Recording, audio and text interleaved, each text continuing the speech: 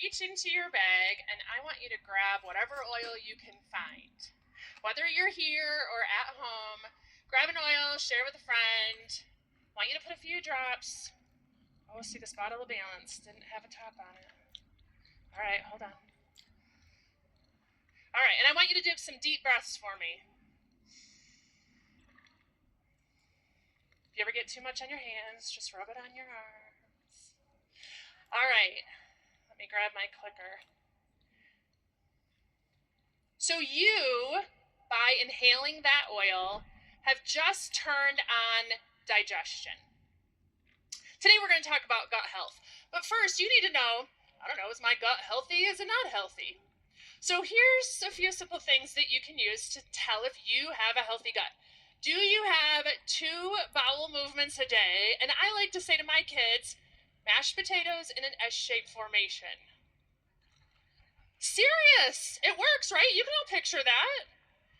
Okay, and the other thing is, do you experience no pain or bloating when eating the food that God made? Sometimes my teenage boys will say, Mom, my belly hurts. And I'll say, what'd you just eat? And they tell me, and I say, well, yeah, you should be experiencing pain after you ate that. All right, so this next slide, I want you to take a picture of this. When you get home, you can print this off. You can put this in your bathroom, or even better, on your refrigerator, and have discussions about this every night while you have dinner. All right? This is called the Bristol Stool Scale. This is a real thing. I did not make this up. And by this chart, you can know if you have healthy bowel movements. So type 3 or type 4 is what we're going for. Maybe it looks a little bit like corn on the cob or sausage. Rabbit droppings and gravy, no good. Okay? All right. Now, the reason we're talking about gut health is because it is the center of all health in the body. There are so many different organ systems in the body that are affected by the gut. I just read yesterday, they are now looking at a gut-eye axis, meaning what happens in your gut affects your eyes as well. So let's dig into these different body systems. Number 1 is cardiovascular. For example, the digestive system uses cholesterol in order to make bile. So if your digestive system is working right and you're making enough bile, it helps supports healthy cholesterol levels in the body. Blood pressure and overall heart health are also affected by the gut. Urinary system, this is a big one. If you want consistent urinary health, look to make your gut more healthier. There is also a gut-lung axis. The lungs actually have their own microbiome as well. But for ease of breathing, your gut health is going to impact the health of your lungs. Now, clear skin and freedom from occasional itching starts in the gut. The skin is a really great mirror to your overall health, the center of that being the gut. And so good gut health is going to give you healthy looking skin. The development and the response of the immune system also related to the gut. Gut bacteria stimulates the development of immune systems in the small intestine, and 70% of your immune system is created and housed here.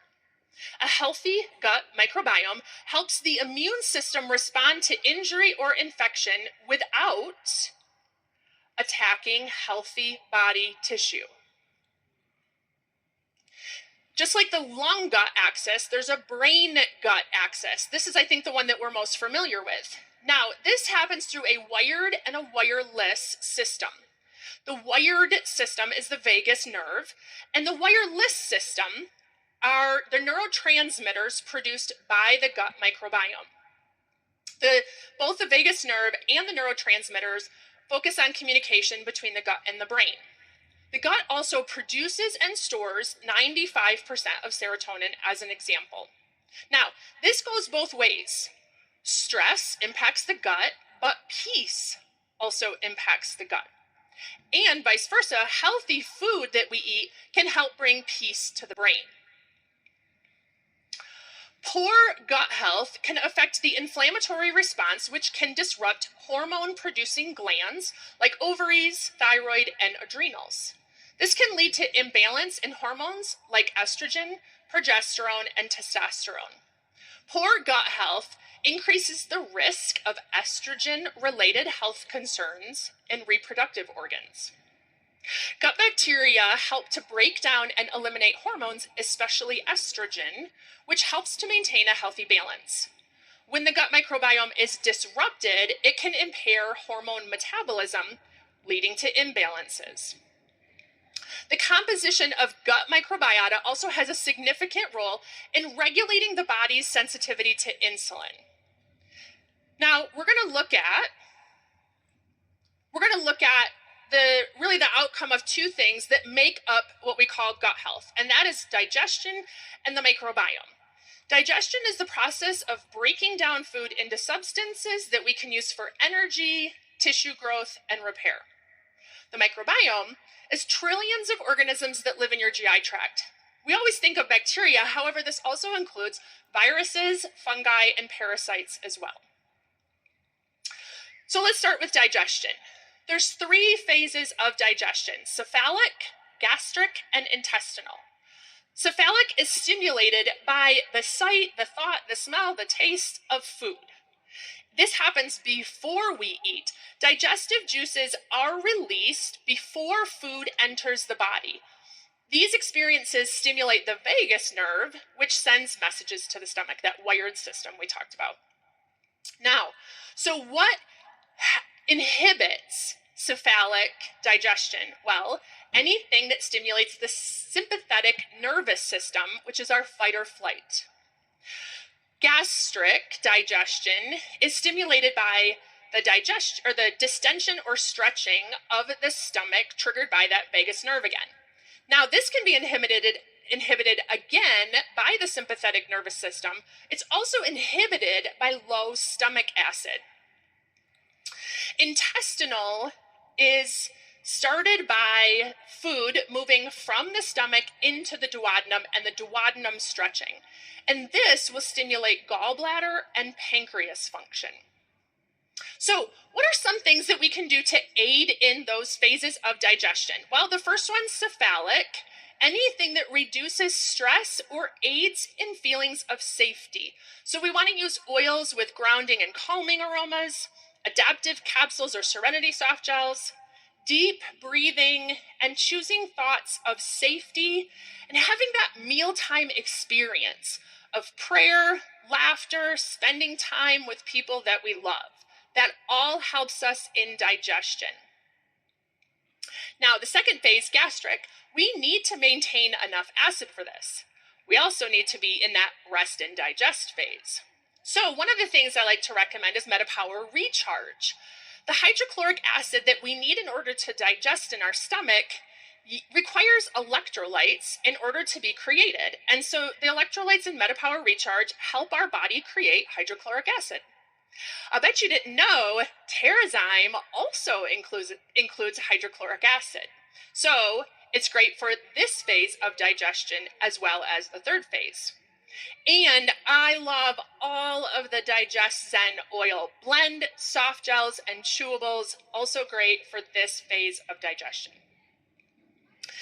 Intestinal, enzymes, bacteria, fiber, and phages. We mentioned Terrazyme. We think of it normally great for this phase of digestion, also the one before. A note about fiber. We need fiber to feed the gut microbiome. If you start using fiber and all of a sudden you're becoming more like rabbit pellets than the sausage or corn cob, all you need to do is drink more water. Don't stop with the fiber. We need it for the gut microbiome, but water can help a lot get you back to that nice stool that you're looking for. And then PB Restore and PB Assist, also great for this phase of digestion. A note about the new VMG. It was mentioned very briefly this morning that there are some probiotics in the VMG, and that is awesome. So exciting to me that these are 4 unique strains not found in other products. They exist in this product not to grow in our gut microbiome, but to support micronutrient absorption. All right, so we need to cultivate a wide array of microbes in our gut to make our microbiome more capable and resilient. Diversity in our microbiome declines as we age. It also declines when we eat a lot of processed foods.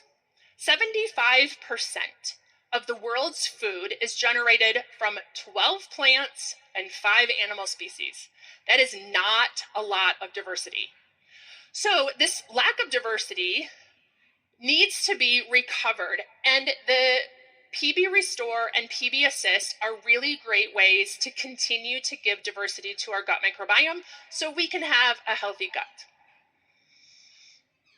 doTERRA Probiome capsules specifically contain 24 probiotic strains from 22 species. Now, I often get asked, what do all these letters and numbers behind the bacterial strains mean?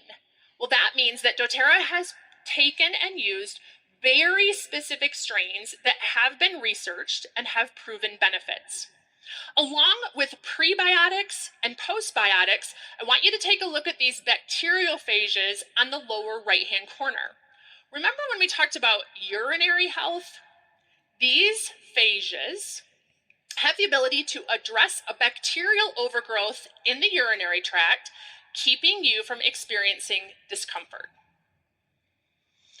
Short-chain fatty acids, bioavailable vitamins and amino acids, peptides, enzymes, neurotransmitters like GABA, serotonin, dopamine.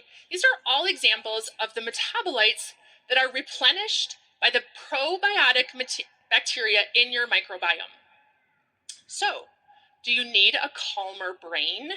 The Lactobacillus brevis in Restore is proven to produce GABA as a postbiotic. When your good bacteria in your gut, particularly the lactobacillus strains in the Restore, perform their own metabolism, they produce butyrate. Butyrate strengthens your gut barrier, it fuels the rest of your gut microbiome, and it acts as a fuel for your brain. So if you have brain fog, you need more lactobacillus. Well, as a nurse, we love case studies, so I've got a few for you.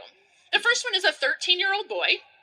He has a history of various interventions starting at age 2, and he needs support to focus at school. The specific need is to support his norepinephrine levels in the brain. We've talked a lot about neurotransmitters. Norepinephrine is a type of neurotransmitter. So, while it's tempting to go right to the top of the pyramid, we always want to start with gut health, knowing that gut health impacts the brain, right? So we're going to do the foundational health system, which is VMG, the omegas, and PB Restore. We're going to add in the PB Assist Plus for specific gut strains, and we're going to add in fiber because we need to feed the bacteria. Now, if there's more room in his routine and there's more room in the budget, we can go up the next level to rest and manage stress. The Serenity combo is one of my absolute favorites. Not only is this going to help this boy get more sleep, more quality sleep, but it's going to potentially help him during the day to focus as well. Now, while we really like to use Intune and Thinker and tend to recommend those oils for focus-related issues, 13-year-old boys, they only like to smell like BO or Axe body spray. They don't like to smell like essential oils, right? So I am going to suggest peppermint beadlets. Supermint beadlets would also be a good option as well. But this is a really nice internal way for him to be able to use them at school, and that mint is going to bring more oxygen to his brain, more ability to focus at school without smelling crazy. All right, this next case study is a 49-year-old woman. She came to me complaining of feeling tired, hormone issues, and she's in that phase of life where she's launching teenagers and caring for her parents, and she said to me that she feels sad and unimportant. Now, I'm sure because of social media, she came to me thinking I was going to fix the hormones, right? Well, I dug in a little deeper, I asked some more questions, and it turns out she has a history of digestive issues. when I asked some more questions, she said she has one bowel movement a week. Ah! All right, so as much as she wants to work on a specific thing, we're going to work on gut health because that's going to be the foundation of everything. So we're going to start with that foundational health system of VMG, the E Omega, and the PB Restore. Just like before, we're going to add in the PB Assist Plus for the gut. We're going to add in fiber to feed those bacteria. But with her, I'm also going to add in the MetaPower Recharge, adding not only electrolytes to be able to hydrate her body and her cells, but help in that creation of hydrochloric acid. And we're going to use Digest Zen soft gels. These are really great to help things move along. And again, move from rabbit pellets once a week to something more enjoyable. Let's face it, right? Okay, so again, if there's more room in the budget, room in the bandwidth of doing things, I like to add in Mito2 Max and Basil. These two are so good for adrenals, for energy, for feeling like you can get the things done that you want to throughout the day and reduce your stress a little bit while you do it. Going up the wellness lifestyle pyramid to rest and manage stress, the emotional aromatherapy line is some of my favorite oils. Not only because they smell great, but because it gives people a chance to stop and think about, how do I feel? It brings this emotional awareness that we need at different times of our life. And last but not least, top of the pyramid, where maybe you're tempted to start, but I would encourage you not to, would be phytoestrogen and Claricalm. I love these two products, and I have begged doTERRA for years to let me teach you guys about phytoestrogen, but here we are talking about poop, okay? So, as much as you want to do that phytoestrogen first, let's get her pooping twice a day first, and then we can go there. Okay, so what about you? If I were up here talking about you, what would I say about you? Whether it would be your urinary system, your brain, your endocrine system, regardless of what your list would be up here, I want you to know that starting with gut health, taking that Bristol stool chart and hanging it up in your home and making it a source of conversation, that's going to be the place to start to get the most benefit in all areas of your health. Thank you.